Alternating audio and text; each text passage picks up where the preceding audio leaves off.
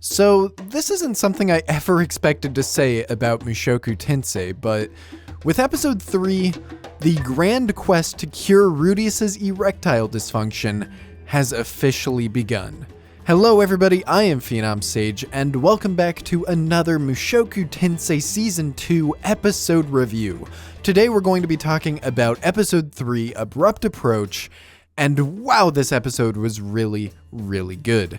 Now, I just want to dive into this dilemma with Rudeus, because on the surface, it seems like such a weird and silly thing to do. I've never even seen an anime tackle something like erectile dysfunction, let alone make it a core aspect of the storytelling and the character writing. And it's one of those things, one of the many things with Mushoku Tensei where I'm sure people who don't even watch this series, people who have no idea what is actually happening in this story right now, are going to hear about this at some point. They're going to think it sounds like the stupidest thing ever, and they're going to make fun of it. Which I can't entirely blame them, but I want to talk about why I think this is actually a great plot point, and why at the end of the day, it still ties into the core identity and the core themes of this story. This is yet another example of Mushoku Tensei taking something that would ordinarily be considered too weird or too taboo to talk about, and really embracing it in a way that transforms the story in an interesting and mature way.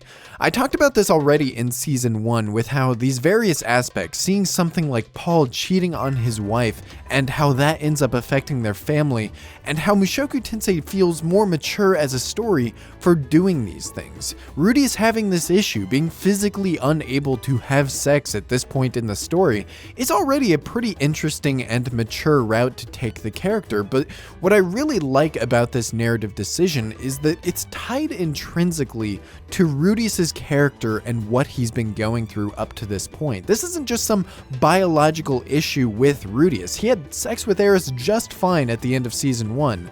The real issue is precisely that part of Eris leaving him and abandoning him, and that ended up scarring him so deeply psychologically that, just like one of the women says in this episode, he is literally too afraid of women backstabbing him now that he is physically unable to even become aroused at this point in the story. Again, it's one of those things where when you say it out loud, it actually does sound pretty silly and funny, but it's not treated that way in the story to any capacity. This whole episode feels so tragic and so heartbreaking to watch, to see Rudeus so afraid of being abandoned and alone for a second time that he almost kills himself by the end of this episode.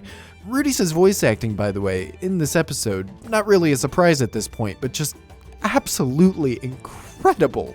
You hear the desperation and fear and tragedy in her voice so clearly. It's so goddamn effective, and it really elevated all of these scenes where you just hear Rudeus in such pain. And it really begs the question at this point, what is the solution to all of this? How does Rudeus overcome this gigantic psychological barrier in his mind that is preventing him from even becoming close to women again? And this is yet another thing that I really like about this plot point, because the solution to this entire problem is actually said within this episode, and it sets up some really nice story beats and some really nice payoffs that I'm sure will be explored in the future. The solution to all of this is that Rudeus simply needs to find somebody that he knows will not betray him. He needs to become intimate and close to a woman that he does not have this kind of fear with. Someone who can overcome that barrier and comfort him in a way that he knows he will be okay. And I do think it's possible that this could come from a new character like Sara being introduced into the story and slowly developing over time, but what I think is much more likely is that it will come from somebody that he's already had a relationship with for many years now. And even within this episode, he first thinks of Roxy as an example for the solution to this problem, but if I'm being honest, I honestly think that this could apply to any of the main 3 girls that Rudeus had become close to in season 1. I think it could be Roxy, I think it could be Eris, or I think it could be Sylphie. And you might be wondering, why Eris? Eris is the one who caused all of this to begin with. There's no goddamn way that she could help him overcome that. But you have to keep in mind that this entire situation and Rudeus' entire mindset right now is based on a complete misunderstanding of Eris's intentions. He thinks that she just got tired of him or sick of him and decided to abandon him, when in reality, Eris still loves and looks up to Rudeus deeply, more than anyone else in her life right now.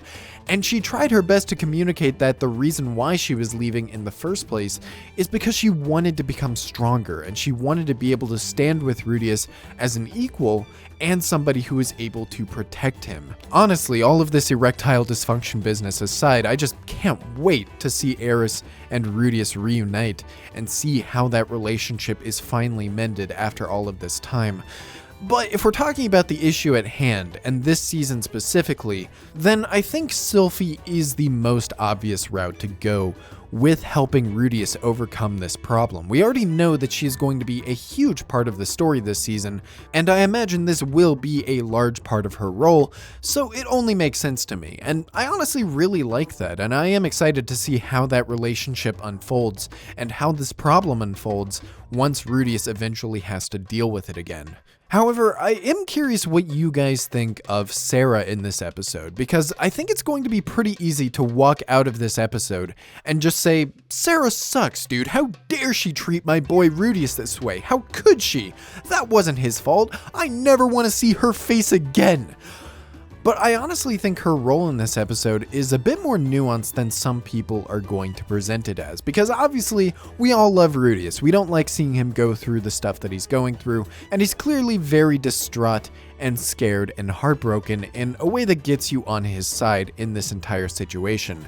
But in that scene, I feel like you can pretty easily read into the fact that Sara feels embarrassed. She feels like this problem Rudeus has is actually her fault, either because he doesn't find her attractive, or because he doesn't like her, or for any number of other reasons. And you can tell that she feels this way because as she's leaving, she's trying to justify what's going on so she doesn't have to feel embarrassed about liking this dude so much. She tries to pretend that it was out of obligation and that she doesn't actually care. All of these classic tsundere tropes that just end up widening the miscommunication between these two characters. And it's honestly what makes the final scene with them all the more tragic, because clearly she wanted to patch things up, and in the end, the timing was so catastrophic that it may very well be the last time they even talk to each other. And if I'm being honest, I know it sounds really horrible to say, but I actually kind of hope it is the last time they talk to each other. Not because I didn't like Sara, or because I don't want them to resolve this issue between them. Obviously, I really do want to see that happen. But the biggest vibe and the sense that I've gotten from this part of the story is that they're really leaning into that coming of age and Rudeus's life experience angle of the story right now. And I think most people can relate to the fact that not every relationship and not every person you have these kinds of experiences with end up having a very clean resolution. Sometimes it's a lot messier. Sometimes things do end up with these unresolved, incomplete conclusions. And I think ending this part of the story and this relationship in a very inconclusive and messy way like this feels more impactful to me when you think about it thematically and you think about it in the scope of Rudeus's entire life.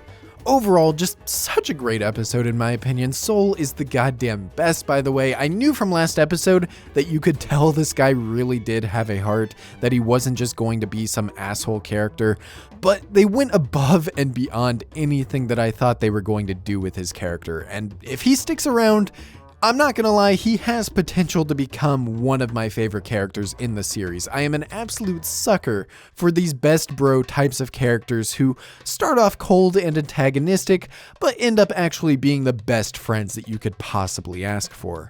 I'm not making any guarantees that he's sticking around a super long time in the story, but man, that would be great, because Rudeus has honestly needed this kind of character in his life for many, many episodes now. Join the Discord server in the description below if you want to talk about how goddamn good this episode was, or if you want to talk about Mushoku Tensei in general, or if you want to talk about anything. I'm always down. Yes, I watched the post-credit scene. Yes, I am very much looking forward to the next episode. Like the video if you enjoyed, and subscribe to the channel if you're interested in my future episode reviews. I love you all so much, and I will see you in the next video.